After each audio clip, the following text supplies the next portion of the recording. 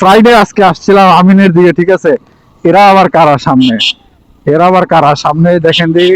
এই যে দেখেন কি অবস্থা, মানে পিছের লোক মনে হয় পড়ে যাচ্ছে, দেখছেন। মানে পিছের জন মনে হয় হুন্ডা থেকে পড়ে যাইতেছে, এমন একটা অবস্থা। মানে বুঝতে পারতেছে না, 4 জন উঠছে নাকি দেখি তো। আরে না, এরা তো বাইকে 3 জন, কি ব্যাপার। ওই দেখেন 3 জন, দেখছেন। মানে দূর থেকে দেখা মনে হচ্ছে 4 জন উঠছে, বুঝছেন। মানে দেখেন ছেলেটা কিভাবে পড়ে যাচ্ছে, দেখছেন। এই দেখেন। এ ভাই, আপনারা 4 জন উঠছেন কেন ভাই গাড়িতে ভাই? এ ভাই, আপনারা 4 জন উঠছেন কেন, দেখছেন। একটা গাড়িতে 4 জন উঠছে, একজন আয় হায় হায়, এ তো 3 জন, ও মা। মানে 3 জনই স্বাস্থ্যবান, বুঝছেন। তার জন্য এমন মনে হইতেছে পিছন থেকে যে একজন মনে হয় পড়ে যাইতেছে। যাক, সমস্যা নাই। আমি এক ভাইকে লিফট দিয়ে দিই, ওনাদের কষ্ট একটু কম হোক, ঠিক আছে। মানে কি করবেন, আমিও একা মানুষ, ভাইটির একটু কষ্ট কম হোক।